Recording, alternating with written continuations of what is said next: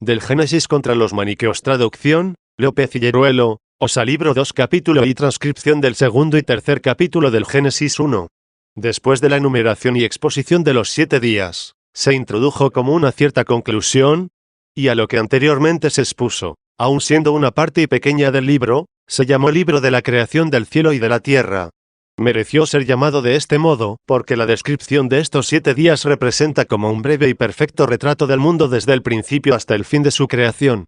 Después comienza con más interés y amplitud a describirnos al hombre, cuya total narración no se hace en sentido propio sino figurado, con el fin de ejercitar a las mentes, que buscan la verdad y de apartar esta cuestión espiritual de los asuntos carnales. Este es, pues, su contenido. Este es el libro de la creación del cielo y de la tierra cuando fue hecho el día, en el cual hizo Dios el cielo y la tierra, y todas las cosas verdes del campo antes de aparecer sobre la tierra, y todo alimento del campo antes de que germinara.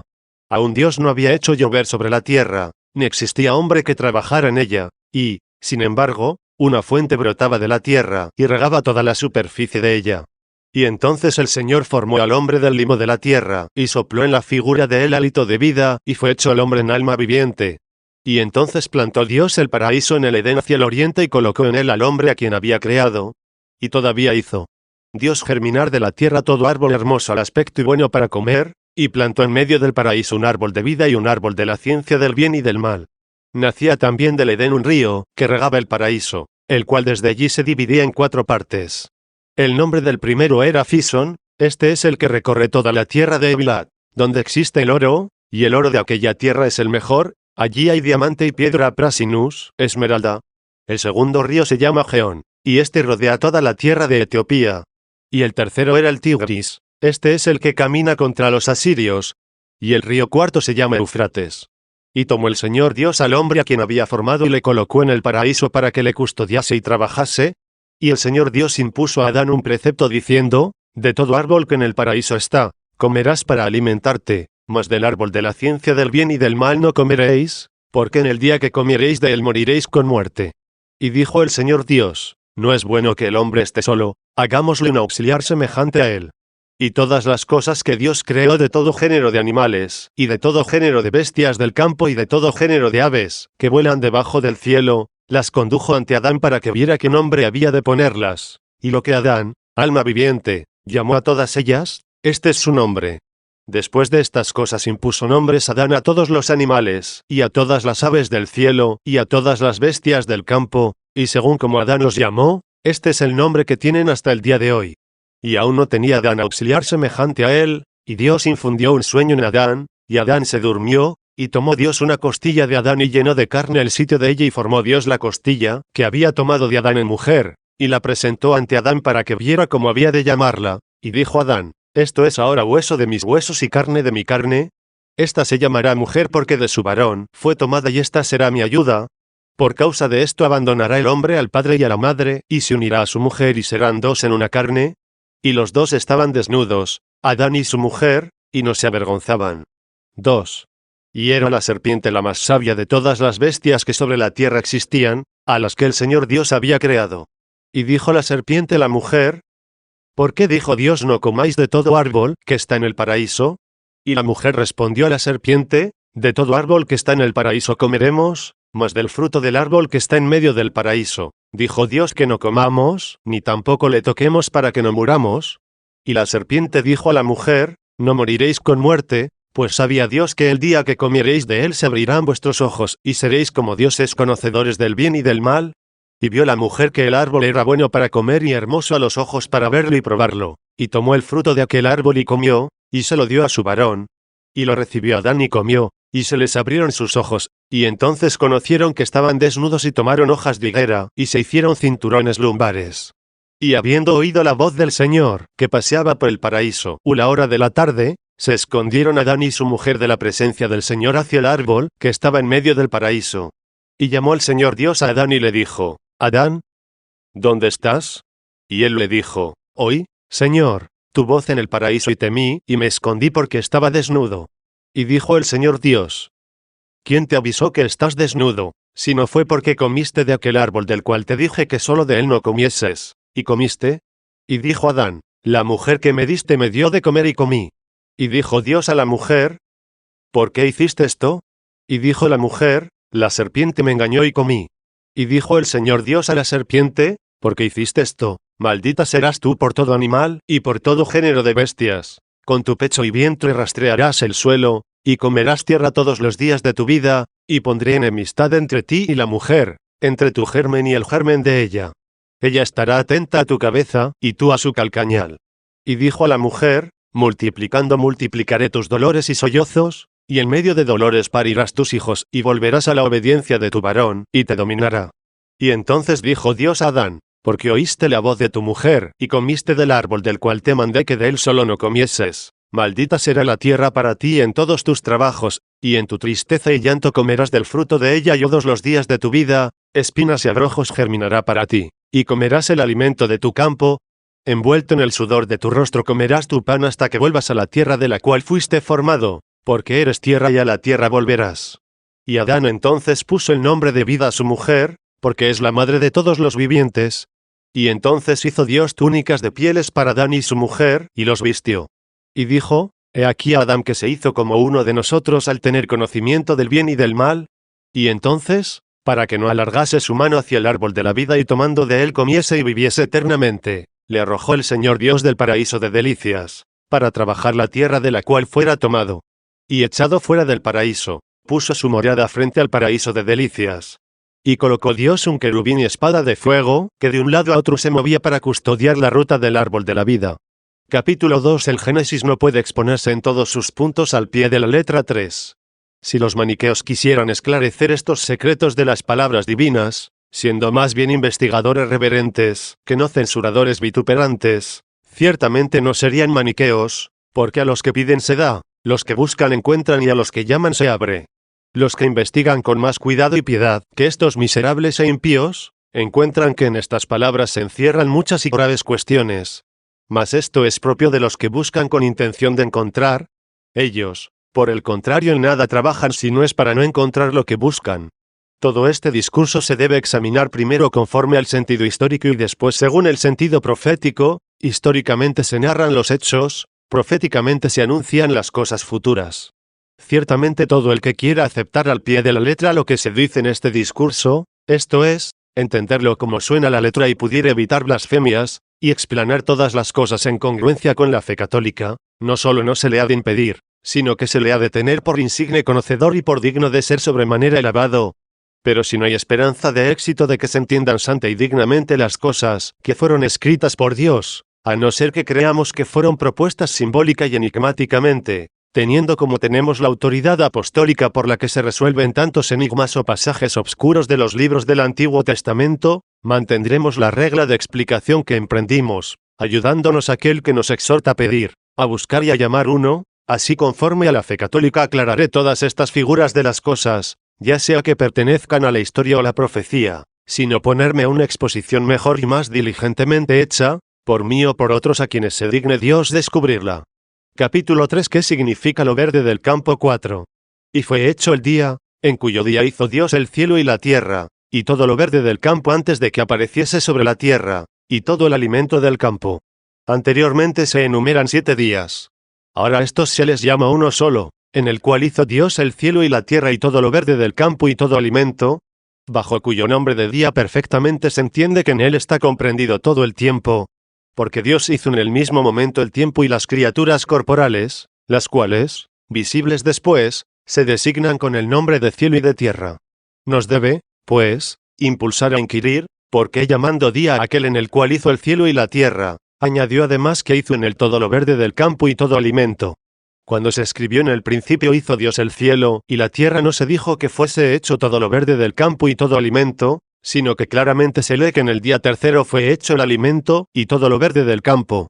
No pertenece, pues, a ninguno de aquellos 7 días lo que se dijo, en el principio hizo Dios el cielo y la tierra, pues o todavía se comprendía bajo el nombre de cielo y tierra aquella materia de la cual fueron hechas todas las cosas, o ciertamente al decir en el principio hizo Dios el cielo y la tierra declaraba ante todo, bajo el nombre de cielo y tierra, a toda la creación. Y después en particular y por orden de días según convenía, a causa de la profecía que indicamos en el libro primero, expuso la ejecución de las obras de Dios. ¿Qué quiere decir al nombrar ahora el cielo y la tierra? El añadir aquí, que hizo el alimento y lo verde del campo, y callarse tantas otras muchas cosas como hay en el cielo, y en la tierra y también en el mar. Querría dar a entender por lo verde del campo a la criatura invisible, esto es, al alma. El campo suele llamarse figuradamente mundo en la Divina Escritura. Y así el mismo Señor, al exponer aquella parábola en la que la cizaña está mezclada con la buena semilla, dice, este campo de que hablo es el mundo 2. Luego con rectitud se interpreta que por lo verde del campo se indica la criatura espiritual e invisible a causa del vigor de la vida, y bajo el nombre de alimento también se señala lo mismo, por la relación que hace a la vida. 5. Lo que a continuación añade, antes que apareciesen sobre la tierra, se entiende antes de que el alma pecase, pues, contaminada más tarde con los deseos carnales, se puede decir rectamente que ya, como sobre la tierra, había nacido o existía ya sobre ella, y por esta razón añadió, aún, pues, no había hecho llover Dios sobre la tierra. Capítulo 4 que se designe por, aún no llovía sobre la tierra, porque ahora también Dios hace lo verde del campo, mas haciendo llover sobre la tierra, es decir, hace revivir a las almas por medio de su palabra, pero las riega con las aguas de sus nubes, esto es, con los escritos de los profetas y apóstoles. Y estos rectamente se llaman nubes, porque teniendo en cuenta la oscuridad de las alegorías, las cuales están como encerradas en lugar tenebroso, estas palabras que suenan y se transmiten hiriendo al aire se hacen como nubes. Y al ser estudiadas, sacándolas el jugo, a los que con piedad las entienden se les infunde como un rocío de verdad. Pero esto sucedía antes de que el alma pecase, es decir, antes de que lo verde del campo apareciese sobre la tierra. Aún no había hecho llover Dios sobre la tierra, ni existía hombre que trabajase en ella. Mas para el hombre que trabaja en la tierra es necesario el rocío de las nubes. ¿De qué clase de nubes se trate? Ya lo dijimos. Después del pecado el hombre comenzó a trabajar en la tierra, y a necesitar de aquellas nubes. Pero antes del pecado, habiendo hecho Dios lo verde del campo y el alimento, bajo cuyo nombre estaba significada, como dijimos, la criatura invisible, la regaba con una fuente interior, hablando al entendimiento de ella, de modo que exteriormente no necesitaba las palabras de los profetas y apóstoles como si fuera la lluvia de las nubes antes citadas, sino que se saciaba con propia fuente, es decir, con la verdad que emanaba en lo más íntimo de su ser. Capítulo V se tomó en sentido alegórico la fuente que regaba la tierra. Que sea la soberbia 6. Mas una fuente, dice, brotaba de la tierra y regaba toda la superficie de ella. Es evidente que se trata de la tierra de la cual se dijo, tú eres mi esperanza, y porción mía en la tierra de los vivientes 3. Mas cuando el alma era regada con el agua de aquella fuente, aún no había arrojado de su alma por la soberbia las cosas íntimas y de más preciado valor, la gracia de Dios, porque lo primero que lleva consigo la soberbia del hombre es apartarle de Dios. Y porque comienza a no ser regada por la fuente interior empieza también a hincharse exteriormente por la soberbia, con razón es mofado el hombre y se le dice por aquellas palabras proféticas de que se ensoberbece la tierra y ceniza, ya que en su vida arrojó las cosas más caras e íntimas, es decir, a Dios. 4. ¿Qué otra cosa es la soberbia, sino abandonar el retrete de la conciencia, y querer aparentar exteriormente lo que uno no es? Por esto, trabajando ya en la tierra, necesita de la lluvia de las nubes, es decir, de la enseñanza de las humanas palabras para que de este modo pueda revivir de aquella aridez, y hacerse de nuevo lo verde del campo. Mas ojalá que reciba con buen ánimo la lluvia de la verdad, que estas nubes derraman, porque por esta lluvia nuestro Señor se dignó tomar la nube de nuestra carne, y derramarle abundantísima lluvia del Santo Evangelio, prometiendo también que si alguno bebiere de esta agua volverá de nuevo hacia aquella sacratísima fuente para no buscar en adelante la lluvia de fuera, porque dice, el que beba del agua que yo le daré no tendrá eternamente sed, pues se hará en él fuente de agua, que salte hasta la vida eterna. 5. Esta es, según creo, la fuente que antes del pecado surgía de la tierra, y regaba toda la superficie de ella, porque estaba interiormente en ella y no echaba de menos el auxilio de nubes. Aún Dios no había hecho llover sobre la tierra, ni existía el hombre que trabajase en ella. Al decir, aún Dios no había hecho llover sobre la tierra añadió la causa por qué aún no llovía, porque no había hombre que trabajase en ella. Entonces, pues, comenzó el hombre a trabajar en la tierra, cuando después del pecado se le despojó de la vida feliz de la que en el paraíso gozaba. Pues de este modo está escrito, y le echó el Señor Dios del paraíso de delicias para que trabajase la tierra de la cual había sido formado. 6. Esto lo investigaremos en su lugar. Ahora lo he recordado a fin de que entendiésemos que para el hombre, que trabaja en la tierra, es decir, que está colocado en la aridez de los pecados, Le es necesario, como lluvia de nubes, la divina doctrina que se expone con palabras humanas. Sin embargo, esta ciencia será destruida porque ahora vemos en enigmas, como buscando la comida en la niebla, mas después cara a cara 7, cuando sea regada toda la superficie de nuestro ser con la fuente interna de agua viva. Pues si lo que se escribió, una fuente brotaba de la tierra y regaba la superficie de la tierra, quisiéramos entenderlo de alguna de estas fuentes de agua visible, no parece verosímil que solo aquella que regaba toda la tierra se hubiera secado, cuando aún se encuentran tantas fuentes perennes, ya de arroyos como de ríos, diseminadas por toda la tierra. Capítulo vi palabras con que se designa la creación de las cosas invisibles 7. Luego bajo estas breves palabras se nos declara la creación universal antes del pecado del alma, pues por nombre de cielo y tierra se comprende toda criatura visible, y por nombre de día la creación de todo tiempo, y por nombre de todo lo verde del campo y el alimento la criatura invisible, y por el de fuente que brotaba de la tierra y regaba toda la superficie de ella la inundación de la verdad sobre el alma llenándola antes del pecado.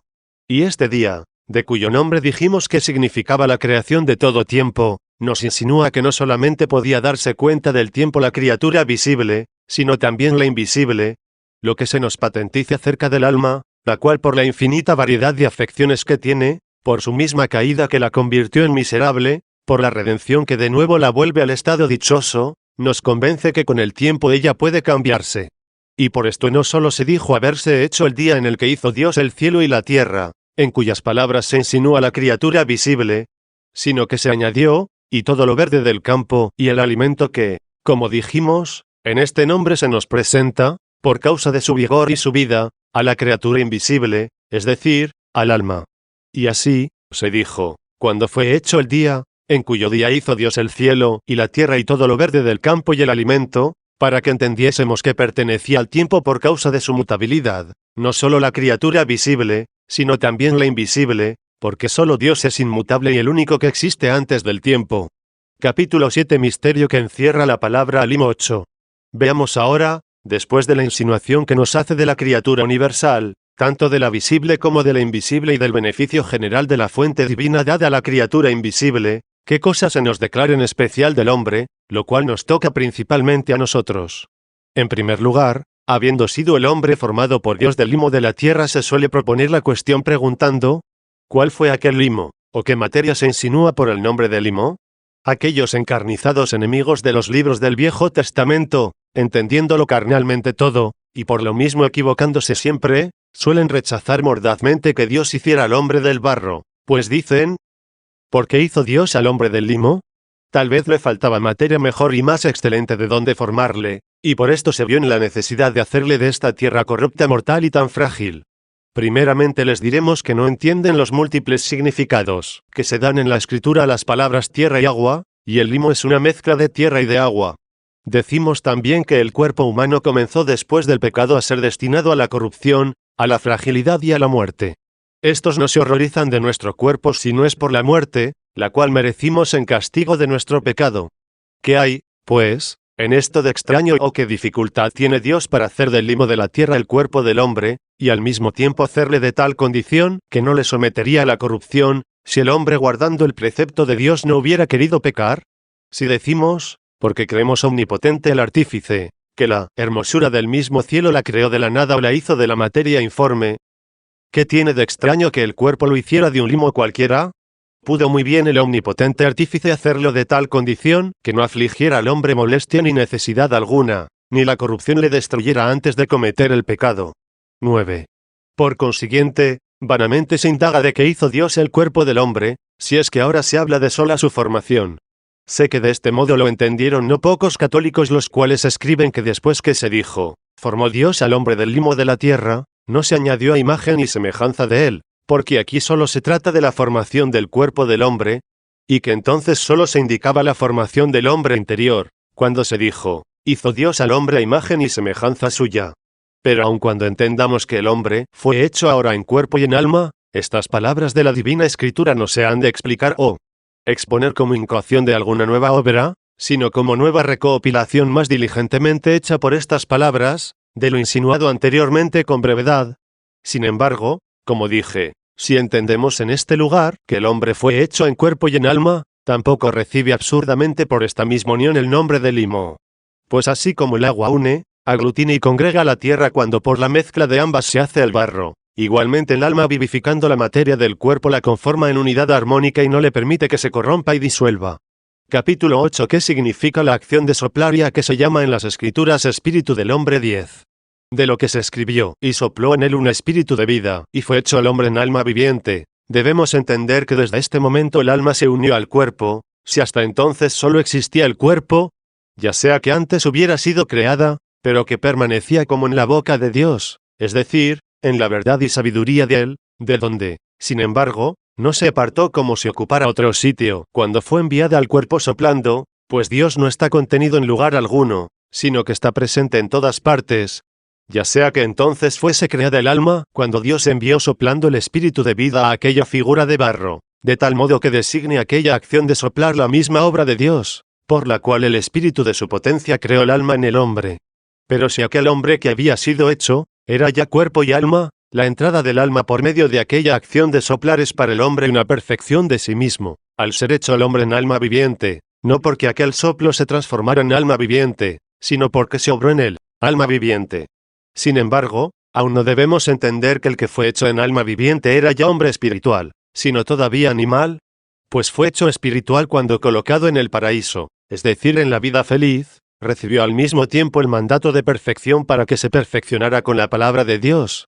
Y así, después que pecó, al apartarse del precepto de Dios, quedó en estado animal y fue arrojado del paraíso. Y por esto todos los hombres llevamos primeramente en nosotros el hombre animal, ya que después del pecado nacemos del estado animal, hasta tanto que consigamos el espiritual Adán, es decir, a nuestro Señor Jesucristo, que no tuvo pecado 8 por el cual renovados y vivificados, seremos reintegrados al paraíso donde el ladrón mereció estar con él el mismo día de su muerte 9. Pues así dice el apóstol, fue hecho el primer Adán en alma viviente, y el nuevo en espíritu vivificante 10, no es, por lo tanto, primero lo espiritual sino lo animal. 11. Debemos entender este pasaje de tal forma que no juzguemos, porque se escribió y sopló Dios en él un espíritu de vida, y fue hecho el hombre en alma viviente, que una parte de la naturaleza de Dios se convirtió en alma del hombre, y nos veamos obligados a decir que la naturaleza de Dios es mudable, como afirman los maniqueos a quienes la verdad los tritura en su error. Pues como la soberbia es la madre de todos los herejes, se atrevieron a decir que el alma es naturaleza de Dios. Y de aquí les obligamos nosotros a sacar la consecuencia que naturalmente se sigue. Luego la naturaleza de Dios se equivoca y es mudable y peca y se corrompe con la fealdad de los vicios, y aún más, y como vosotros decís, se mancha con la sordidez de la naturaleza contraria y otras tales y tantas blasfemias como proferís, lo que es impropio y nefando creer de la naturaleza de Dios, porque el alma fue hecha por el omnipotente Dios y, por lo tanto, ella no es una parte de Dios, o de la misma naturaleza de él. Esto mismo se escribió en otro lugar diciendo el profeta, el que formó el espíritu en todos, él mismo hizo todas las cosas 11, y en otro lugar, él, que formó el espíritu del hombre 12. Luego evidentemente se prueba por estos testimonios, que el espíritu del hombre fue hecho. También el espíritu del hombre se llama en la Sagrada Escritura potencia racional de la misma alma, la cual se diferencia de la que tienen los animales a quienes domina por la ley de la naturaleza. Sobre esto dice el apóstol, nadie conoce las cosas que están en el hombre a no ser su mismo espíritu que está en él 13. Si con claridad no se probara por estos testimonios, que el alma del hombre fue hecha, tal vez no faltarían hombres que dijeran que el espíritu del hombre no había sido hecho, y creyeran que él es de la misma naturaleza de Dios, y añadieran todavía más, que parte de la naturaleza de Dios fue convertida en espíritu del hombre, cuando ejecutó Dios aquel soplo, lo que al par igual la sana y verdadera doctrina rechaza, porque el espíritu del hombre clama a gritos, cuando a veces se engaña y a veces obra prudentemente, que él es mudable, lo que de ningún modo es lícito creer de la naturaleza de Dios. No puede existir mayor señal de soberbia que el decir el alma humana que ella es lo que es Dios, cuando gime agobiada por tantas y tan grandes cargas de miserias y vicios. Capítulo 9. ¿Cómo se entiende alegóricamente el paraíso de Delicias 12? Pasemos ahora a tratar de aquella felicidad del hombre, la que se halla prefigurada en el nombre de paraíso. Y porque en los jardines amenos suelen los hombres gozar de un delicioso descanso, y nacer allí para los ojos del cuerpo una luz del oriente, que después se eleva hasta el cielo, cuyo cuerpo celeste es de más valor y más excelente que el nuestro. Por eso, En estas palabras también se insinúan figuradamente las delicias espirituales que lleva consigo la vida dichosa, y que el paraíso se planta al oriente. Entendamos también que nuestras delicias espirituales representan a todo árbol hermoso a la mirada de la razón y bueno para servir de alimento, que no se corrompe, con el cual se alimentan las almas felices. Porque dice el Señor, trabajad por el alimento que no se corrompe. 14, como es todo buen pensamiento el cual es la comida del alma. Al oriente plantó luz de sabiduría en el Edén, es decir, en delicias inmortales e intelectuales, porque se dice que esta palabra, Edén, significa delicias, placer o comidas y del hebreo al latín se traduce, mas se escribió sin traducción para que aparezca significar un determinado lugar, y hacer de este modo la locución más figurada. Cuando se dijo que produjo la tierra toda clase de árboles, lo entendemos de aquel gozo espiritual de que estaba pletórica el alma, es decir, que sobresalían en la tierra del alma aquellos árboles de vida, los cuales no estaban circundados y cubiertos con los estorbos de las pasiones terrenas. El árbol de la vida plantado en medio del paraíso significa la sabiduría, por la que es necesario entienda el alma, que ella está colocada en el mismo centro de la creación, pues aunque tenga sujeta toda la naturaleza corpórea, sobre ella está la naturaleza de Dios, y así ni se incline a la derecha usurpando lo que de ella no es, ni a la izquierda rebajándose por negligencia del puesto en que está situada. Esto es estar plantado el árbol de la vida en medio del paraíso. El árbol de la ciencia del bien y del mal significa igualmente el punto céntrico y la perfecta integridad que tiene el alma, porque también aquel árbol estaba plantado en medio del paraíso. Y se dice árbol del discernimiento de la ciencia del bien y del mal, porque si el alma, la que debe dirigirse hacia las cosas que son primordiales, esto es, hacia Dios, y olvidarse de las que son inferiores 15, es decir, de los deleites carnales, se volviera a sí misma abandonando a Dios y quisiera gozar de su poderío y grandeza sin preocuparse de Dios, entonces se envanecería por la soberbia, y esto es el principio de todo pecado. Y como al pecado de ella se sigue inmediatamente la pena, por propia experiencia aprende qué diferencia existe entre el bien que dejó y el mal en que se precipitó, y esto sería para ella haber gustado del árbol de la ciencia del bien y del mal, pues se le manda que coma de todo árbol que hay en el paraíso, pero que no coma del árbol en el que está el discernimiento del bien y del mal, es decir, que no se goce de tal modo que como comiendo viole y corrompa la misma integridad perfecta de su naturaleza. Capítulo X. ¿Qué cosa designan los 4 ríos? 13. El río que nació del Edén, es decir, del lugar de delicias o de placeres o de manjares, el que también se insinúa por el profeta en el Salmo 35,9 cuando dice, con el torrente de tus placeres los embriagarás. 16, es el mismo Edén cuyo nombre en latín es voluptas, placer.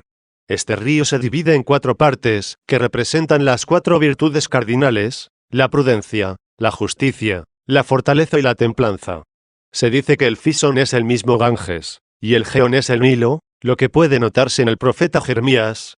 Ahora, sin embargo, se llaman con distintos nombres. Esto sucede actualmente con el Tíber, el cual antiguamente era llamado Albula. Los nombres de los otros 2, Tigris y Eufrates, se conservan todavía. Como dije, en estos 4 nombres están representadas las virtudes cardinales, como se deduce de la interpretación de estos nombres, si alguno considera la lengua hebrea o la siríaca. Pues del mismo modo que Jerusalén siendo un lugar terreno y visible, sin embargo significa espiritualmente ciudad de paz. Y Sión siendo un monte de la tierra de Judea, espiritualmente se traduce por contemplación, y no sin fundamento porque este nombre en las mismas alegorías de las Santas Escrituras muchas veces cambia el significado material en sentido espiritual. Y del mismo modo que el Señor, cuando habla de aquel que descendía de Jerusalén a Jericó y que fue herido, maltratado y medio muerto, abandonado en el camino por los malhechores y ladrones 17, saca a relucir en la parábola las ciudades de Jerusalén y Jericó. Y aunque según la historia estos nombres y lugares materiales se encuentran en la tierra, sin embargo, la razón nos obliga a entenderlos en sentido espiritual. 14. La prudencia, que significa la contemplación de la verdad, carece de palabra humana, porque ella es inefable. Si quieres hablar sobre ella, más bien que darla a la luz, la abortarás, puesto que cuando el apóstol fue arrebatado a contemplarla, oyó allí palabras inefables que al hombre no le es permitido hablar. 18. Esta virtud de la prudencia rodea toda la tierra que posee oro, diamantes y esmeraldas, es decir, doctrina que contiene las enseñanzas del vivir, la cual como purificada por el fuego de todas las inmundicias terrenas, brilla como oro purísimo y encierra en sí a la verdad a la que no vence falsedad alguna, como el fulgor del diamante no vence la noche, y lleva en sí misma la vida eterna que está representada en el perenne verdor de la esmeralda por causa de que jamás pierde el vigor. El río aquel que rodea la Etiopía, tierra sobremanera cálida y ardiente, significa la fortaleza animosa y diligente en el momento culminante de la acción. El tercer río llamado Tigris, corre hacia los asirios, y significa la templanza que lucha contra la concupiscencia, la que se opone con todas sus fuerzas a los consejos de la prudencia, por lo que muchas veces se toma en la Sagrada Escritura a los asirios por adversarios. Del cuarto río no se dice hacia dónde se dirige o qué tierra recorre, pues la justicia pertenece a todas las partes del alma, puesto que ella es orden y equidad del alma, mediante la cual estas tres virtudes, la primera la prudencia, la segunda la fortaleza y la tercera la templanza, se unen en perfecta armonía, y en toda esta unión y orden consiste la justicia. Capítulo 11 del trabajo del hombre en el paraíso, y de la hechura de la mujer en ayuda del hombre 15. En cuanto a que el hombre fue colocado en el paraíso para trabajarle y custodiarle, diremos que aquel trabajo era más bien honroso que fatigoso, porque uno es el trabajo del paraíso, y otro muy distinto el de la tierra, al que fue condenado después por causa del pecado. Cuál fuera la condición de aquel trabajo lo demuestran las palabras que se añadieron para custodiarlo, pues en la tranquilidad de la vida feliz, donde no existe la muerte, todo trabajo se reduce a custodiar lo que se tiene. También recibió otro precepto del cual ya hemos hablado anteriormente 19, mas este precepto concluye de tal forma que no se refiere a día determinado, pues dice así, el día que comiereis moriréis con muerte.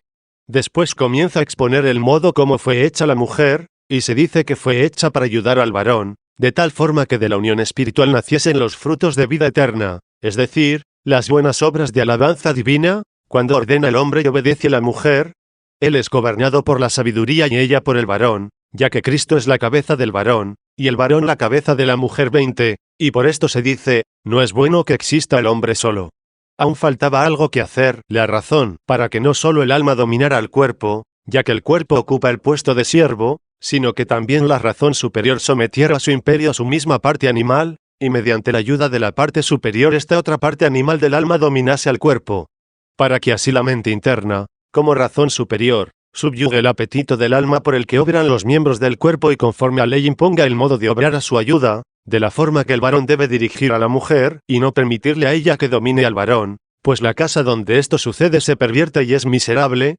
A semejanza de esto fue hecha la mujer, a la que el orden de la creación pone bajo el dominio del varón, para que aquello que claramente aparece en los seres, es decir, en el varón y en la mujer, pueda verse en un solo hombre. 16. Primeramente, pues, manifestó Dios al hombre en qué grado era mejor que las bestias y que todos los demás animales irracionales, y esto está significado en lo que se dijo. Todos los animales fueron presentados a él para que viese cómo habría de llamarlos y qué nombres imponerles. De aquí se deduce que el hombre por la sola razón es mucho mejor que las bestias, porque únicamente la razón, que juzga de estas cosas, puede conocer por sus nombres a todas. Es cosa obvia comprender que el hombre entiende al momento que es mejor que las bestias, pero difícilmente comprende que en él una cosa es la razón por la que gobierna y otra el animal de ella que es gobernado. Capítulo 12. ¿Qué significa el sueño de Adán y su unión con Eva y por qué esto lo entiende por un conocimiento más íntimo? Creo que esta visión interna está significada en el nombre de sueño, el que Dios infundió en Adán cuando la mujer fue hecha de él. Para ver esto no se necesitan los ojos corporales, sino que cuanto cada uno más se haya apartado de estas cosas visibles dirigiendo la mirada al interior de la inteligencia, y esto es como dormir, tanto mejor y más claramente ve aquello. Este mismo conocimiento, por el que se comprende que en nosotros una cosa es lo que se gobierna por la razón y otra distinta lo que obedece a la razón, es semejante a la hechura de la mujer efectuada de la costilla de Adán, porque significa la unión que tienen entre sí estas dos cosas. Además, después, para que cada uno domine con rectitud a esta su parte y se haga en sí mismo como un matrimonio, de tal modo que la carne no se levante en deseos contra el espíritu, sino que se subordine a él, es decir, que la concupiscencia carnal no se oponga a la razón, sino que más bien obedeciendo deje de ser carnal, necesita de la perfecta sabiduría, cuya contemplación por ser interna y secreta y carente de todo sentido corporal, con razón puede entenderse que está comprendida bajo el nombre de sueño, y así, pues, ordenadísimamente la cabeza de la mujer es el varón, y la del varón, Cristo, que es la sabiduría de Dios. 17. Con propiedad se dice que llenó el lugar de la costilla de carne, para que bajo el nombre de carne se insinuara el afecto de amor con que cada uno ama a su alma, y no es justo que la desprecie, porque cada uno ama a quien manda. Mas no fue en este lugar denominada la carne de tal modo, que signifique la concupiscencia carnal, sino más bien del modo en que habla el profeta: quitaré de este pueblo el corazón de piedra, y le daré un corazón de carne. 21. Y así como también dice el apóstol: no escribiré mi mandamiento en tablas de piedras, sino en las tablas carnales de su corazón. 22. Una es, pues, la locución propia y otra la figurada, como ves esta de la que ahora tratamos. Por consiguiente, si primero, según la historia, fue hecha por el Señor Dios la mujer visible, del cuerpo del primer hombre, no la hizo de este modo sin causa, pues la hizo para insinuar algún secreto. ¿Fue acaso porque faltó el limo para que de él fuera formada la mujer, o porque si el Señor quisiera no hubiera podido sacar del hombre la costilla, y sin dolor estando él en vigilia? Ya sea que estas cosas se digan figuradamente o que también fueran hechas figuradamente, no se dijeron o se hicieron en vano, sino que son misterios y sacramentos ocultos. Por lo tanto, siempre deben interpretarse y entenderse conforme a la fe pura y exenta de errores, sea que se interpreten del modo que yo intenté hacerlo, con las débiles luces de mi inteligencia, sea de otro modo mejor. Capítulo 13. El matrimonio entendido espiritualmente. 18. Y llamó el varón a su mujer como llama el que es superior al inferior, diciendo: esto es hueso de mis huesos y carne de mi carne. Tal vez dijo hueso de mis huesos dando a entender la fortaleza, y carne de mi carne indicando la templanza, ya que se demuestra que estas dos virtudes pertenecen a la parte inferior del alma, a la cual gobierna la prudencia racional. De lo que se dijo, y ésta se llamará mujer porque ha sido tomada del varón, no se deduce claramente en la lengua latina el origen y la interpretación del nombre, pues no se ve que exista semejanza entre las palabras mujer y varón, mas en la lengua hebrea se dice que suena de tal modo como si dijéramos esta se llamará varona, porque fue tomada del varón. En latín, virago o virgo, varona o virgen, tiene cierta semejanza con el nombre de varón, vir, mas el de mujer, mulier, no la tiene, pero esto, como dije, lo achacaremos a la diversidad de los sonidos que tienen las diversas lenguas. 19. Lo que se añadió: el hombre abandonará al padre y a la madre y se ajustará a su esposa, y serán dos en una sola carne. No comprendo cómo pueda referirse a la historia, a no ser que se refiera a lo que tantas veces acontece en el género humano. Según mi modo de pensar, es toda una profecía, la cual recuerda el apóstol al decir: por esto dejará el hombre al padre y a la madre, y se juntará a su mujer y serán dos en una sola carne. Este misterio es grande, pero yo lo digo en relación a Cristo y a la Iglesia. 23. Si los maniqueos que engañan a tantos con la lectura de las cartas apostólicas no leyesen esto con los ojos cerrados, entenderían de qué modo debieran recibir las escrituras del Antiguo Testamento, y no se atreverían a vituperar con palabras blasfemas lo que ignoran. El estar desnudos Adán y su mujer, y el no avergonzarse al verse en tal forma, significa la sencillez y la castidad del alma en que vivían, pues el apóstol lo dice así: os desposé con un solo varón para presentaros como virgen casta ante Jesucristo. Sin embargo, temo que tal vez como la serpiente, que engañó a Eva con su astucia, así también se corrompan vuestras mentes, haciendo desaparecer de ellas la sencillez y castidad que se debe a Cristo. 24. Capítulo 14. La serpiente representa al diablo y Eva el afecto. 20. La serpiente significa el diablo. Ciertamente no era necia, pues lo que se dice que era la más sabia de las bestias, insinúa figuradamente su astucia. No se dijo que estuviera la serpiente en el paraíso, sino la serpiente estaba entre las bestias que hizo Dios, puesto que el paraíso, como arriba dije, significa 25 la vida feliz, de la cual vano gozaba la serpiente, porque ya era diablo y había caído de su bienaventuranza al no permanecer en su justicia.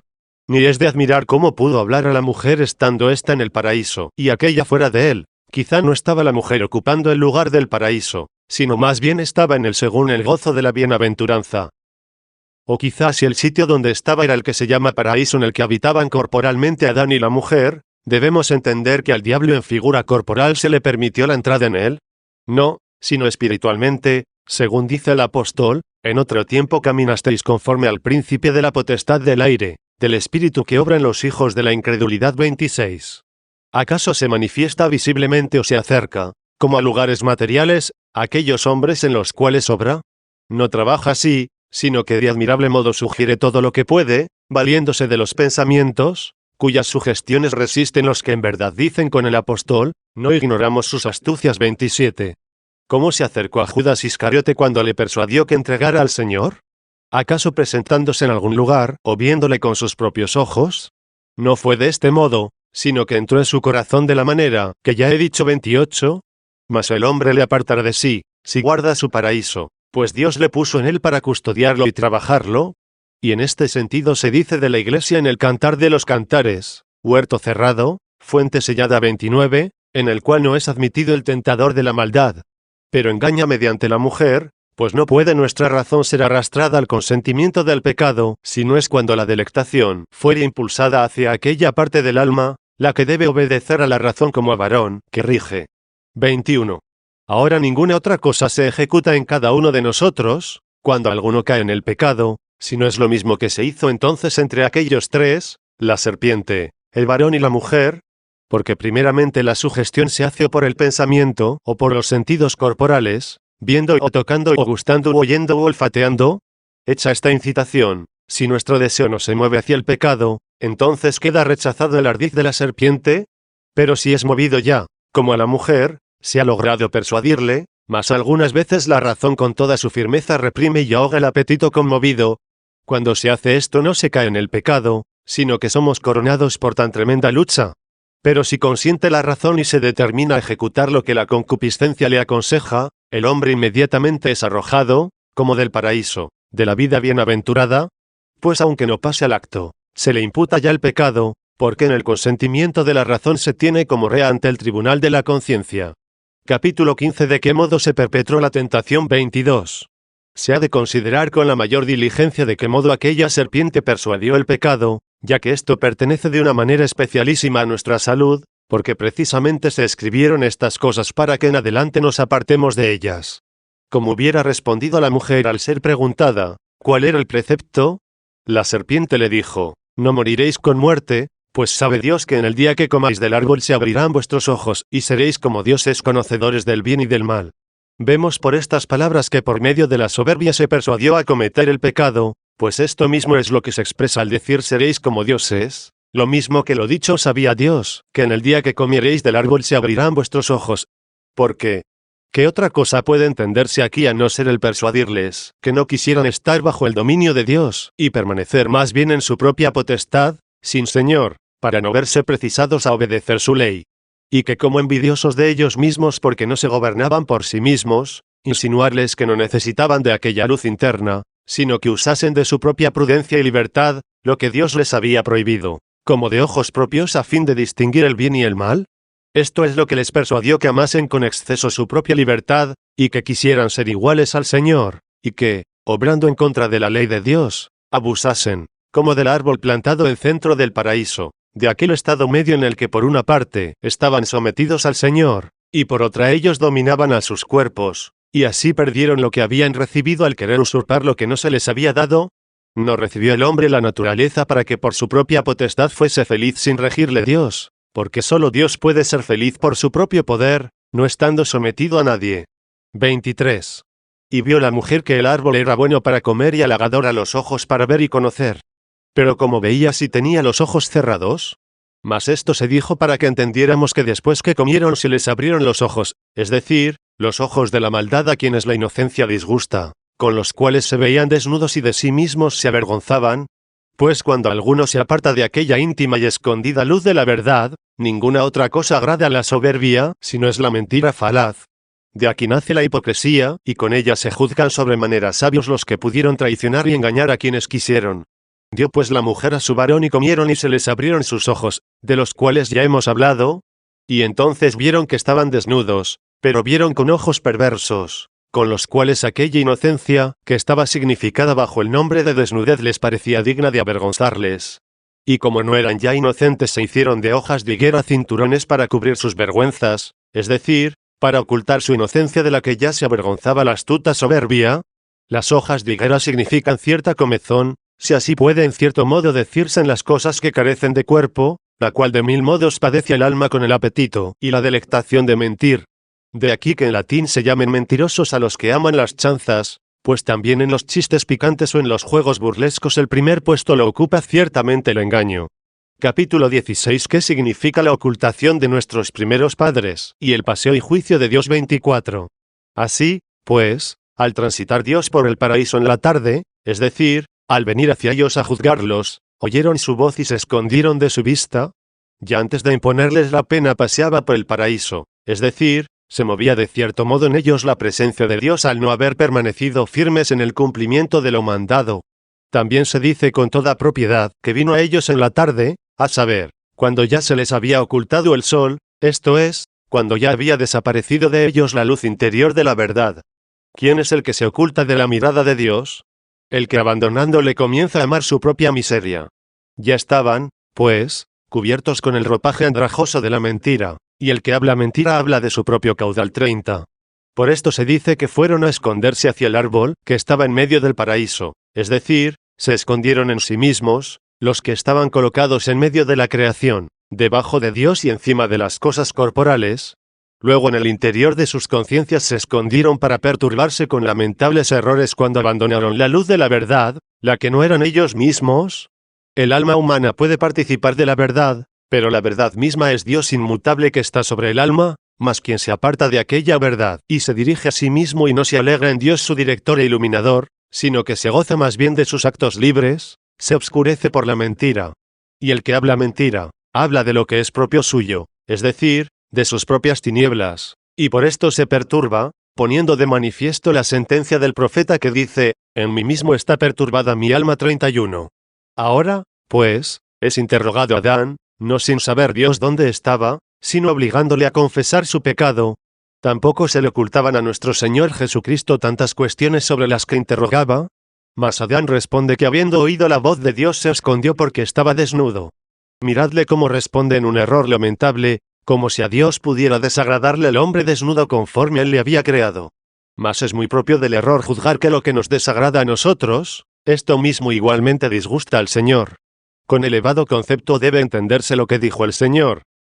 ¿Quién te avisó que estabas desnudo, sino el haber comido del árbol del que te dije que solo de él no comieras y, sin embargo, comiste? Estaba antes ciertamente desnudo de la simulación, porque estaba vestido con la luz divina, pero al momento de apartarse de Dios y dirigirse a sí mismo, y esto es lo que significa comer de aquel árbol, vio su desnudez y se disgustó de sí mismo porque no tenía cosa propia de estima. Capítulo 17. Recusación de la culpa y castigo de la serpiente. 25.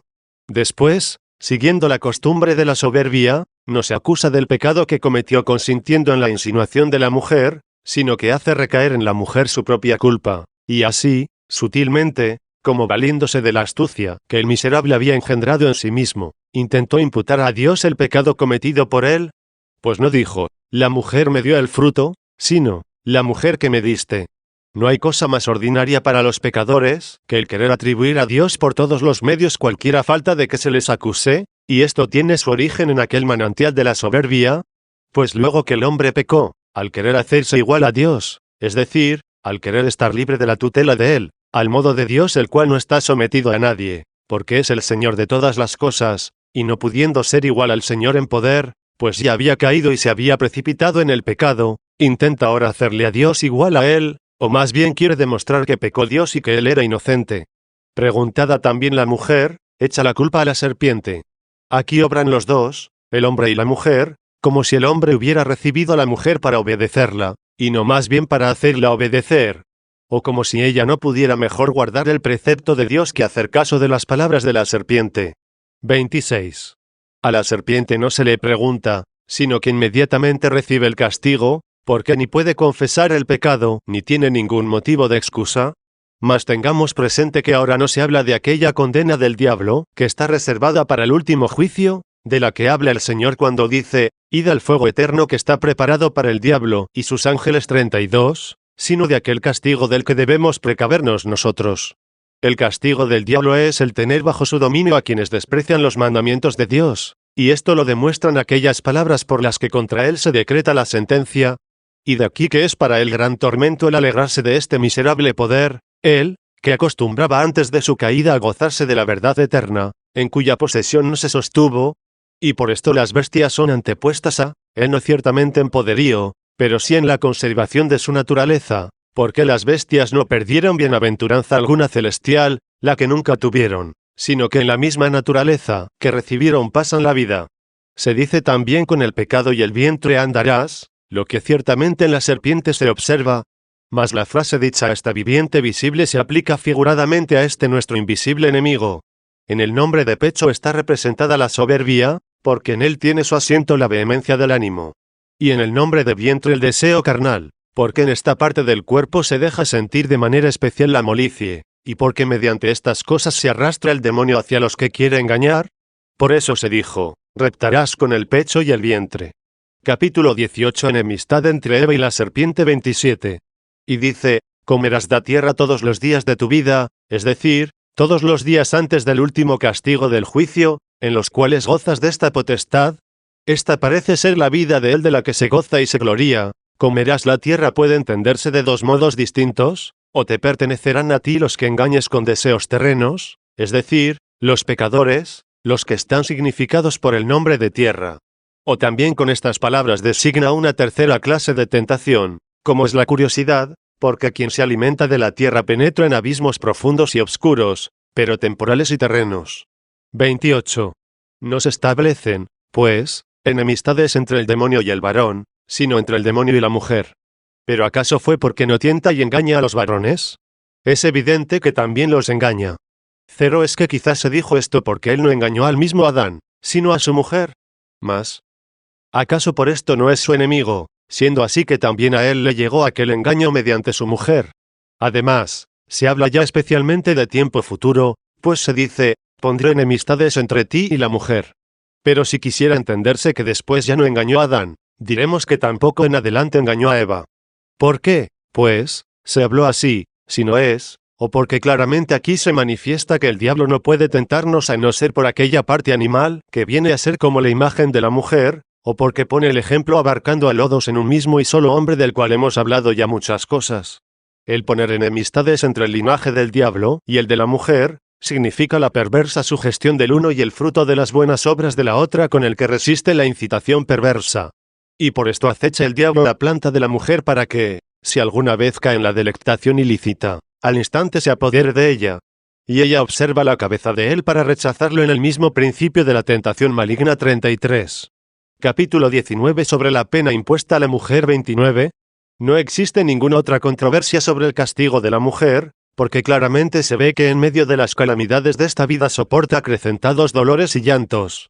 El que dé a luz en dolor a los hijos, aunque se cumple ostensiblemente en esta mujer, sin embargo, debemos dirigir la consideración a un hecho más oculto, porque entre los animales también las hembras paren a los hijos con dolor, y esta es más bien en ellos condición de mortalidad que pena del pecado. Luego puede suceder que también sea esta la índole de la naturaleza humana en las mujeres, que tienen ya cuerpos mortales. Pero esto es aquí un gran castigo, el haber llegado a esta mortalidad corporal viniendo de aquella inmortalidad. Sin embargo, esta sentencia encierra un gran sacramento o misterio, porque no existe ninguna abstención de deseo carnal que no lleve consigo el principio de dolor hasta que la costumbre lo dirija a mejor destino, lo que cuando acaece se considera como si hubiera nacido ya el hijo, es decir, que el afecto está preparado para el bien obrar por medio de la buena costumbre, cuya buena costumbre para nacer necesitó resistir con dolor a la mala costumbre.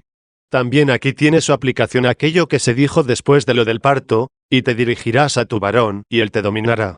¿Acaso no acontece que muchas o casi todas las mujeres dan a luz a sus hijos estando ausentes los maridos y, sin embargo, después del parto no se vuelven a ellos? ¿Y las mujeres altivas que dominan a sus maridos? ¿Acaso después del parto carecen de este vicio de tal modo que sus maridos las dominan? Todo lo contrario, pues creen que han recibido una dignidad al ser madres y muchas veces se muestran aún más soberbias. ¿Qué cosa, pues, quiere decir después de lo dicho? En dolores parirás a tus hijos, lo que se añadió, y tu conversión será hacia tu varón y él te dominará, sino que cuando aquella parte del alma, que es dominada por los placeres carnales, quiera vencer alguna mala costumbre, al sufrir dificultad y dolor engendra la buena costumbre, y obedece ya en adelante con más diligencia y cautela a la razón como a su propio varón, y así, como adoctrinada ya por estos dolores, se convierte a la razón y libremente obedece al que manda para no caer de nuevo en alguna perniciosa costumbre.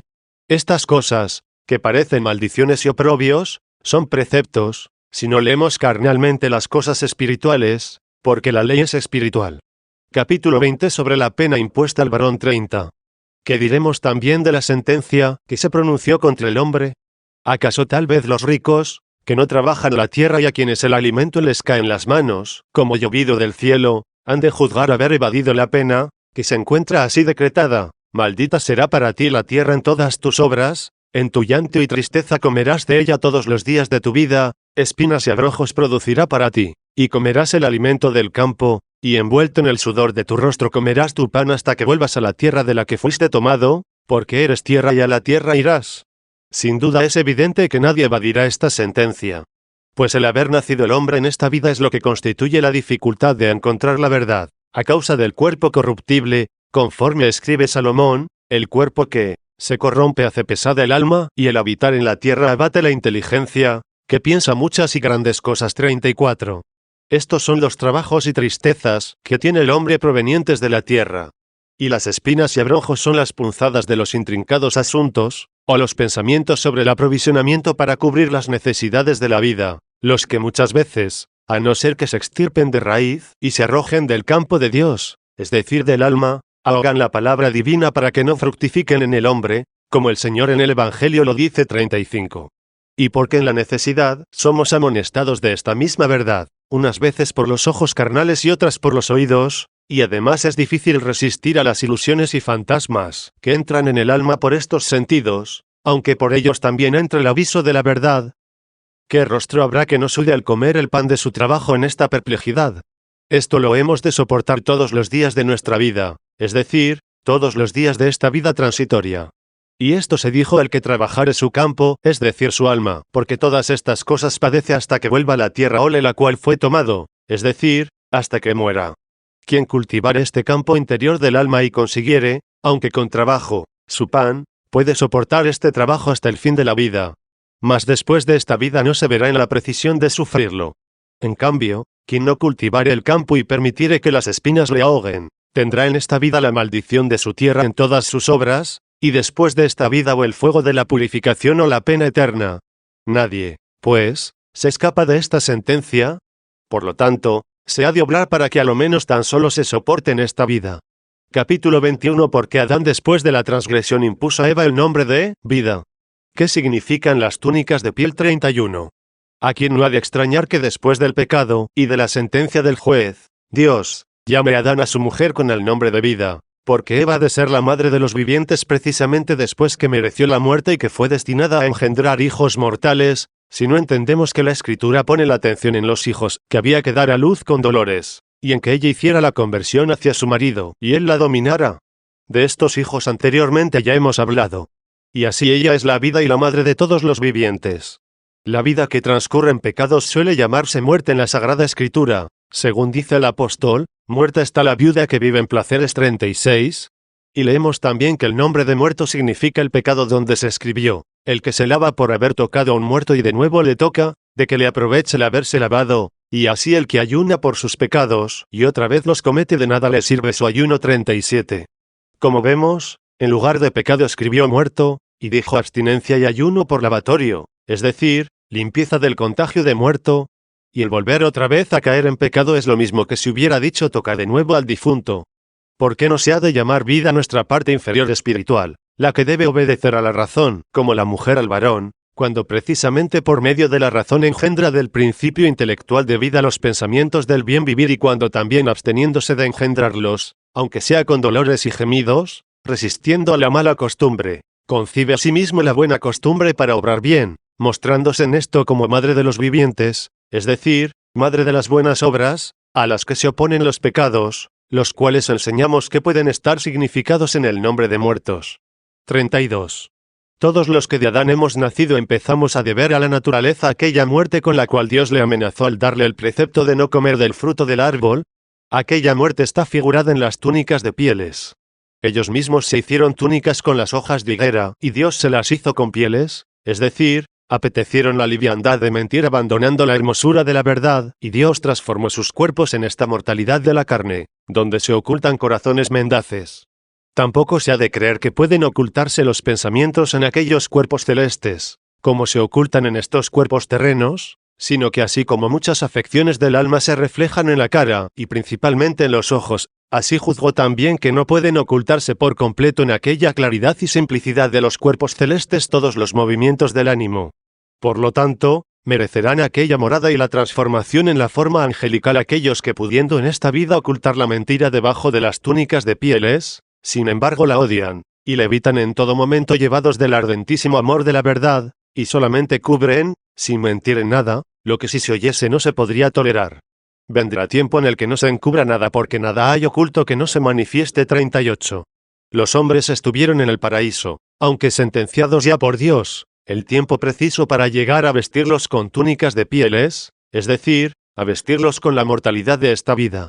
¿Con qué otra señal pudo significarse mejor la muerte que llevamos en el cuerpo, que con las pieles que suelen quitarse a los animales muertos? Por tanto, cuando desea el hombre ser Dios en contra del precepto, no con la verdadera imitación, sino con ilícita soberbia, es abatido hasta la mortalidad de las bestias. Por lo tanto, también la ley divina se mofa del hombre por medio de la palabra de Dios, por cuya mofa nos avisa que debemos evitar la soberbia con el mayor empeño. Capítulo 22. ¿Qué significa la expulsión de Adán del paraíso en sentido alegórico? 33. He aquí a Adán hecho como uno de nosotros, apto para conocer el bien y el mal. Esta locución ambigua es una figura irónica, porque las palabras se hizo como uno de nosotros pueden entenderse de dos modos diversos, o que se hizo uno de nosotros, es decir, se hizo como Dios, lo que es realmente una ironía, como cuando se dice te has hecho uno de los senadores, es decir, un verdadero senador, o que hubiera llegado a ser Dios, aunque no por naturaleza, sino por beneficio de su Creador, si hubiera querido permanecer bajo su potestad, y así se dijo como uno de los ya no de nosotros, ex nobis, a la manera que se dice, los excónsules o los exprocónsules a los que ya no son. ¿Mas para qué se hizo como uno de nosotros? A saber, para conocer el bien y el mal, para que al sentir en sí mismo el mal le conozca por experiencia el que Dios conoce por sabiduría, y, en fin, para que sepa que su castigo es inevitable porque no quiso ser feliz soportando voluntariamente aquel dominio del Omnipotente. 34. Y entonces para que Adán no alargase su mano hacia el árbol de la vida y viviera eternamente, Dios le arrojó del paraíso. Con toda propiedad se dijo arrojó en lugar de excluyó, para que pareciera como obligado por el mismo peso de sus culpas a buscarse un sitio más conveniente, lo que también se ve obligado a soportar no pocas veces el hombre malo que comienza a vivir entre los buenos, si no quiere cambiar su vida en mejor, pues el peso de su mala costumbre lo arroja de aquella reunión de hombres buenos. Y no es que los buenos le excluyan oponiéndose él, sino que le apartan queriéndolo él. Lo que se dijo no sea que Adán alargue su mano al árbol de la vida, también es una locución de doble sentido, pues hablamos así cuando, por ejemplo, decimos, por lo tanto, te aconsejo que no vuelvas otra vez a hacer lo que hiciste, deseando ciertamente que no lo haga, y también se puede entender de este modo, por lo tanto, te aconsejo no sea que quizás seas bueno, deseando también que lo sea. Es decir, te aconsejo y no desespero que puedas ser bueno. Así habla el apóstol cuando dice refiriéndose a los pecadores, no sea que tal vez Dios, es decir, por si tal vez Dios les dé penitencia para conocer la verdad. 39. Por esto puede verse como el hombre fue arrojado a los trabajos de esta vida, pero de tal modo que alguna vez alargue su mano hacia el árbol de la vida, y así viva por siempre. El alargar la mano muy bien significa la cruz, por la que se recupera la vida eterna. Aunque también si entendemos en aquel modo de hablar no sea que por no quiero que extienda la mano y viva eternamente, diremos que no es pena injusta después de cometer el pecado sellar la entrada de la sabiduría, hasta que por la misericordia de Dios en determinados tiempos reviva el que murió y se haya encontrado el que se había perdido. Fue, pues, arrojado del paraíso de delicias para que trabajase la tierra de la que había sido formado, es decir, para que trabajase en este cuerpo terreno y colocase en él si pudiere, el mérito de recuperarse a sí mismo. Y habitó frente al paraíso en miseria, la que ciertamente es opuesta a la vida feliz. Digo esto porque creo que en el nombre de paraíso está significada la vida feliz. Capítulo 23. ¿Qué significa el querubín y la espada de fuego? 35. Y puso Dios un querubín y una espada de fuego, que se movía de un lado a otro, la que puede denominarse con un solo nombre, versátil, para custodiar el camino del árbol de la vida. Los que vertieron al latín las palabras hebreas de las Santas Escrituras, nos dicen que la palabra querubín significa plenitud de ciencias, y las palabras espada de fuego versátil penas temporales, porque los tiempos se mudan por la variabilidad. Se dice también llama de fuego, porque toda tribulación en cierto modo quema, mas una cosa es quemar para purificar y otra distinta quemar para destruir, porque dice el apóstol, ¿quién se escandaliza que yo no me abrase? 40. Pero este afecto le purificaba a él más y más, porque procedía de la caridad. También aquellas tribulaciones que padecen los justos son como esta espada de fuego, porque en el fuego se purifican la plata y el oro, y los hombres agradables a Dios en el horno de la tribulación 41, según dice el eclesiástico. San Pablo repite lo mismo, el horno del fuego prueba los vasos del alfarero, y la tribulación a los hombres justos 42, porque Dios corrige a quien ama, y castiga a todo hijo a quien recibe en su casa 43. Y en otro lugar, sabed que la tribulación engendra la paciencia, y la paciencia labra la prueba 44.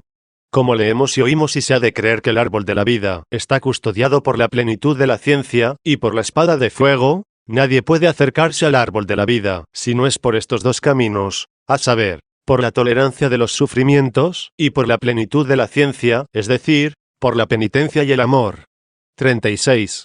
Pero casi todos deben soportar en esta vida el sufrimiento de las molestias, cuando desean acercarse al árbol de la vida, porque parece que la plenitud de la ciencia alcanza a muy pocos, de tal modo que casi ninguno de los que se dirigen al árbol de la vida llega a él por la plenitud de la ciencia, pero todos llegan por el sufrimiento de las molestias, es decir, sienten la espada de fuego versátil.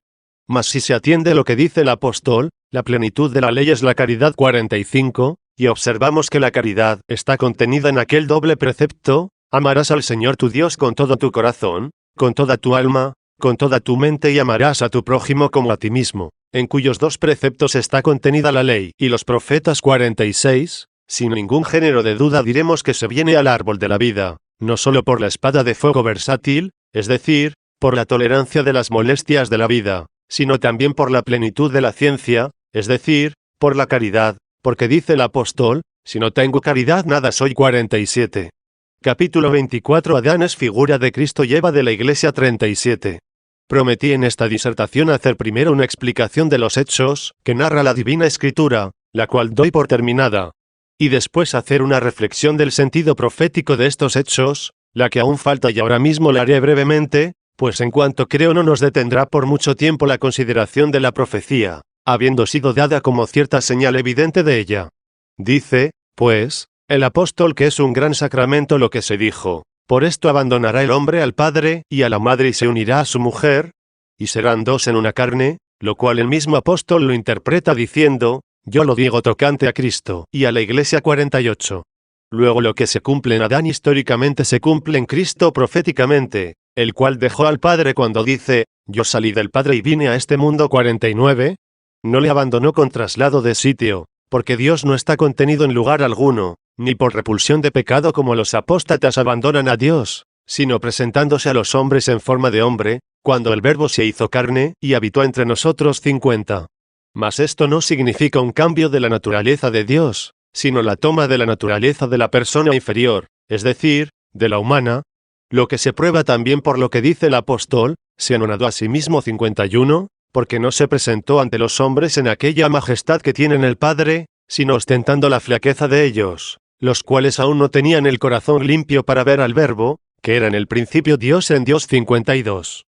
¿Qué significa lo que dijimos dejó el Padre? Sino que dejó de mostrarse a los hombres, como está en el Padre, y también que dejó la madre, sino que dejó la observancia carnal y vieja de la sinagoga, que era su madre por ser engendrado de David según la carne, con el fin de unirse a su esposa, es decir, a la Iglesia, para ser los dos en una carne, porque dice el mismo apóstol que Jesucristo es la cabeza de la Iglesia y la Iglesia su cuerpo 53. También él se durmió con el sueño de la pasión, con el propósito de formarse para él a su esposa la Iglesia, cuyo sueño canta el profeta en los Salmos, diciendo, yo me dormí y tomé un sueño profundo y me levanté porque el Señor tomó la protección 54. Luego la esposa Iglesia fue formada para él de su propio costado, es decir, de la realidad de la pasión y del bautismo, porque al ser herido el costado de él con la lanza, vertió agua y sangre 55. Mas él también fue formado, como dije antes, del linaje de David según la carne, conforme lo dice el apóstol 56, es decir, fue formado como del limo de la tierra, no existiendo hombre que laborase en la tierra, porque ningún hombre tocó a la Virgen de la cual nació Cristo. Y brotaba una fuente de la tierra y regaba toda su superficie. La superficie de la tierra, o sea el rostro o la cara de la tierra, es decir, lo más digno de la tierra rectísimamente representa a la Madre del Señor, la Virgen María, a quien regándola la inundó de gracias el Espíritu Santo, al que llama el Evangelio con los nombres de fuente y de agua 57, a fin de que como de tal limo formase aquel hombre. Jesucristo, el cual fue colocado en el paraíso para trabajarlo y custodiarlo, es decir, fue colocado en la voluntad del Padre para cumplirla y guardarla. Capítulo 25. Los herejes, y principalmente los maniqueos, se hallan representados en la serpiente 38. El mandato que él recibió también nosotros le recibimos en él, porque cada cristiano con toda propiedad lleva en sí mismo la persona de Cristo, como lo dice el mismo Señor, lo que hicisteis a uno de mis pequeñuelos a mí mismo lo hicisteis 58, y ojalá que gozásemos conforme se manda de todo árbol del paraíso, lo que significa gozar de las delicias espirituales. Mas el fruto del Espíritu es la caridad, el gozo, la paz, la longanimidad, la benignidad, la bondad, la fe, la mansedumbre y la continencia, como lo dice el apóstol 59. Y ojalá que no tocásemos el árbol de la ciencia del bien y del mal, plantado en medio del paraíso, es decir, que no quisiéramos hartarnos con los frutos de nuestra naturaleza, la que, según dijimos, es un término medio entre las criaturas y Dios, para no experimentar engañados la diferencia que hay entre la sencilla fe católica y los engaños de los herejes, porque de este modo llegaríamos al conocimiento del bien y del mal. Conviene, dice el apóstol, que haya herejías, para que los probados se manifiesten entre vosotros 60. Por esto aquella serpiente significa proféticamente el veneno de los herejes, y principalmente de estos maniqueos, y de cualquiera que se oponga a los libros sagrados del Viejo Testamento. No veo pronosticada cosa más evidente que a estos en aquella serpiente, y, por tanto, debemos huir de esta serpiente, que tiene su madriguera en los corazones de estos, porque nadie ni más locuaz ni más jactanciosamente promete el conocimiento de la ciencia del bien y del mal, ni presume demostrar como ellos, que en el mismo hombre como en el árbol plantado en medio del paraíso reside el conocimiento del bien y del mal. Asimismo, de aquello que se dijo seréis como dioses, quienes otros pregonan con más énfasis que estos, que llevados por la vanidad de la soberbia intentan inducir a otros a esta misma soberbia, afirmando que el alma en su naturaleza es lo mismo que Dios, y a quienes otros les pertenece con más propiedad aquel abrirse de los ojos carnales que a estos, los que habiendo abandonado la luz interna de la sabiduría se ven obligados a adorar la luz de este sol, la que pertenece a los ojos del cuerno. Sin duda todos los herejes generalmente engañan con la promesa de ciencia, y reprenden a los que encuentran ser creyentes sencillos, y como solamente inducen a crear cosas carnales, cuando intentan llevarlos como a la abertura de los ojos carnales, les ciegan los ojos interiores del alma. Capítulo 26. La serpiente simboliza la herejía maniquea. A estos hasta les desagradan sus cuerpos no por la pena de muerte, la que merecimos pecando, sino porque, teniendo como abiertos los ojos carnales, les desagrada esta desnudez corporal, y así niegan que Dios sea el creador de los cuerpos. 39. Ninguna otra cosa marca y señala más íntimamente a estos, que lo dicho por la serpiente, no moriréis con muerte, pues sabe Dios que el día que comiereis se abrirán vuestros ojos, porque estos creen que aquella serpiente fue Cristo, y que Dios es, no sé qué nación de tinieblas, e inventan que dio este precepto, como si envidiase la ciencia del bien y del mal en los hombres. De esta opinión juzgo que son también no sé qué ofitas, que dicen debemos adorar, en lugar de a Cristo, a la serpiente, sin atender a lo que dice el apóstol, temo no sea que como la serpiente engañó con su astucia a Eva, así también por ella se depraven vuestras mentes. 61. Luego juzgo que a estos simboliza esta profecía. También es seducida nuestra concupiscencia carnal por las palabras de esta serpiente, y por ellas engañado a Adán, no Cristo sino el cristiano, el cual si quiere observar el precepto de Dios y viviere perseverantemente de la fe, hasta que sea capaz de entender la verdad, es decir, si trabajar en el paraíso del alma, y custodiare lo que recibió, no caerá en aquella deformidad, de tal modo que cuando le desagrada su carne, por ser como su desnudez, recoja más bien los vestidos carnales de las mentiras y embustes, que son como las hojas de higuera con las cuales se teje la túnica, porque los tales hacen esto cuando mienten acerca de Cristo, y predican que él también fue mentiroso, y como escondiéndose ellos de la presencia de Dios se encierran en el recinto de sus mentiras, apartándose de aquella verdad conforme lo dice el apóstol, apartan su oído de la verdad, y atienden solamente a sus fábulas. 62. 40. Ciertamente aquella serpiente, es decir, aquel error de los herejes que tienta a la Iglesia, y contra el que vocea el apóstol cuando dice, temo no sea que como la serpiente engañó a Eva con su astucia, así también por ella se corrompa vuestro sentido. Aquel error digo se arrastra por el suelo con el pecho y el vientre, y come la tierra, porque únicamente engaña, o a los soberbios que, atribuyéndose lo que no tienen, al instante creen que es una idéntica la naturaleza del sumo Dios y la del alma, o a los enredados en los deseos carnales, que oyen con gusto que cualquiera cosa que hagan ellos no lo hacen ellos, sino al pueblo de las tinieblas, o a los curiosos que se entregan al goce de las cosas terrenas y buscan por eso con ojos carnales las cosas espirituales. Habrá también enemistades entre este error y la mujer, es decir, el alma, entre su germen y el de la mujer, si ésta pare hijos aunque con dolor, y se vuelve a su varón, es decir, a Dios para que él la domine. Entonces, pues, podrá conocerse que nuestro ser no es en parte de la naturaleza del Dios creador, y en parte del pueblo de las tinieblas, como estos dicen, sino más bien que aquello que en el hombre tiene potestad de gobernar y aquello inferior que debe ser gobernado, es de Dios por creación no por naturaleza, como lo dice el apóstol, el hombre no debe ciertamente cubrir su cabeza siendo como es imagen y gloria de Dios, pero la mujer es gloria del varón, porque no procede el varón de la mujer, sino la mujer del varón, dado que no fue creado el varón por causa de la mujer, sino la mujer por causa del varón.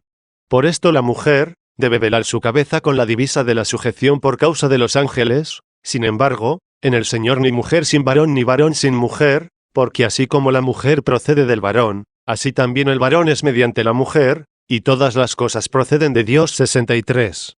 Capítulo 27. ¿Qué significan en sentido alegórico la caída y la pena de Adán? 41.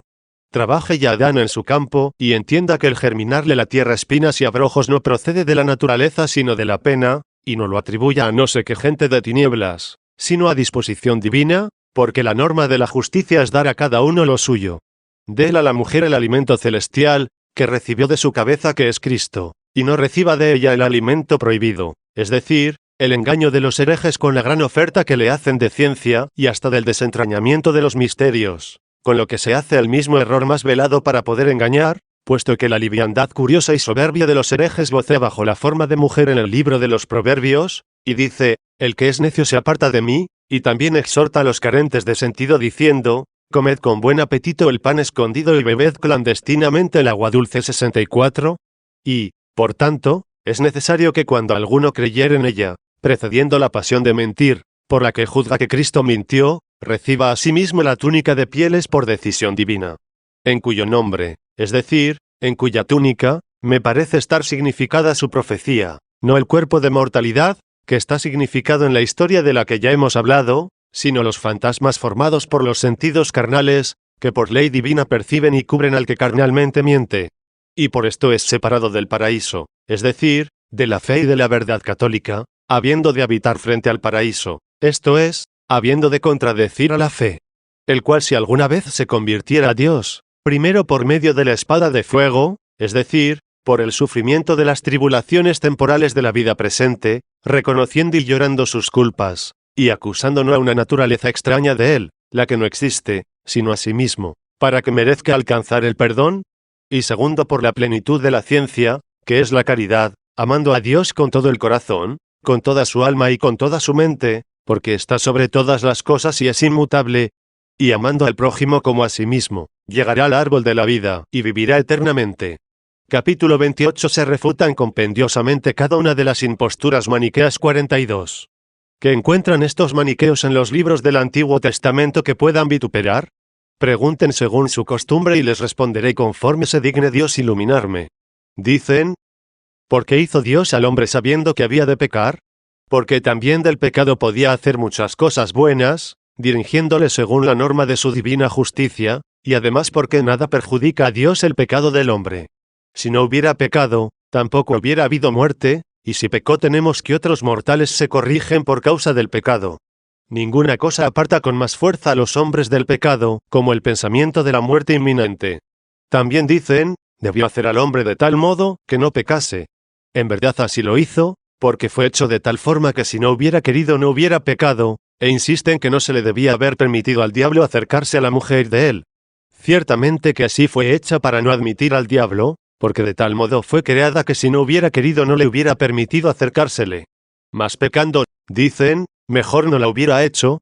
Esto es lo mismo que decir, mejor no hubiera hecho el bien, porque ella ciertamente es un bien, y tan gran bien que el apóstol dice, ella es la gloria del varón y todas las cosas son la de Dios. De nuevo siguen preguntando, ¿quién hizo al diablo? Les responderé que él mismo, porque no se hizo tal naturaleza, sino que pecando él, quedó constituido en diablo, y añaden, si Dios sabía que había de pecar no le debía haber hecho. ¿Y por qué no? Siendo así que Dios por su justicia y providencia corrige a muchos de la maldad del diablo. ¿No oísteis al apóstol Pablo que dice hablando de los que perdieron la fe y la conciencia, a estos entregué a Satanás para que aprendan a no blasfemar? 65 Y de sí mismo dice el apóstol, y para que con la sublimidad de las revelaciones no se engría, me fue dado el aguijón de la carne, ángel de Satanás, que me abofetee. 66. Luego entonces dicen, es bueno el diablo porque es útil. Por el contrario, es malo en cuanto es diablo, pero Dios es omnipotente y bueno, y aun de la malicia del diablo obra muchas cosas justas y buenas. Al diablo, pues, se le imputa su mala voluntad, con la que se esfuerza para hacer el mal, y a la divina providencia los bienes, que saca del diablo. Capítulo 29 Contraposición de los dogmas de la Iglesia a los errores maniqueos. 43. Por último, como la disputa entre los maniqueos y nosotros es acerca de la religión, esta cuestión religiosa queda planteada así: ¿qué debe de pensarse con toda reverencia de Dios, ya que no podemos dudar que el género humano está envuelto en el infortunio del pecado? Ellos dicen que la naturaleza de Dios se halla en la miseria. Nosotros lo negamos y decimos que solo se encuentra en la miseria la naturaleza que Dios hizo de la nada, y que ella, sin obligarla a nadie, se precipitó en tal estado por su propia voluntad de pecar. Dicen ellos que la naturaleza de Dios se ve obligada por el mismo Dios a hacer penitencia de sus pecados. Nosotros lo negamos, y decimos que solo la naturaleza que Dios hizo de la nada, después de que pecó, está obligada a hacer penitencia de los pecados cometidos. Ellos dicen que la naturaleza de Dios es perdonada por el mismo Dios. Nosotros lo negamos, mas decimos que la naturaleza que Dios hizo de la nada, si ella misma se aparta del pecado y se dirige hacia su Dios, recibe el perdón de sus pecados. Ellos dicen que la naturaleza de Dios es mudable por necesidad. Nosotros lo negamos, y decimos que la naturaleza aquella que Dios hizo de la nada fue cambiada por su propia voluntad. Ellos dicen que a la naturaleza de Dios le perjudican los pecados ajenos. Nosotros lo negamos, y decimos que a ninguna naturaleza le perjudican los pecados ajenos, sino los suyos propios, y añadimos que Dios es de tanta bondad, de tanta justicia, de tanta incorrupción, que ni peca, ni daña a ninguno que no quiera pecar, ni a él le perjudica ninguno que quiera pecar. Ellos dicen que existe la naturaleza del mal a la cual se vio Dios obligado a ceder parte de su naturaleza para ser atormentada por ella. Nosotros decimos que no existe ningún mal natural, sino que todas las naturalezas son buenas y que el mismo Dios es la suma naturaleza, y las demás son naturalezas por él, y en cuanto son, todas son buenas, porque Dios hizo todas las cosas sobremanera buenas, pero ordenadas en sus grados distintos, de tal modo que unas son mejores que otras, y así se completa con toda esta clase de bienes este universo, el cual teniendo algunos seres perfectos y otros imperfectos es todo el perfecto. A este universo el Dios creador y conservador de él, que hace todas las cosas buenas con solo quererlo, sin verse obligado por nada a padecer mal alguno, porque su voluntad excede a todas las cosas, y no se siente en parte alguna forzada por nadie, no cesa de gobernarle con una ley justa. Luego diciendo ellos aquellas cosas y nosotros estas, elija cada uno lo que debe seguirse. Yo, pues, expuse ante Dios y los hombres, de buena fe, sin pretensión de disputas, sin dudar nada acerca de la verdad, y sin perjuicio alguno de una exposición más diligente, las cosas, conforme me parecieron.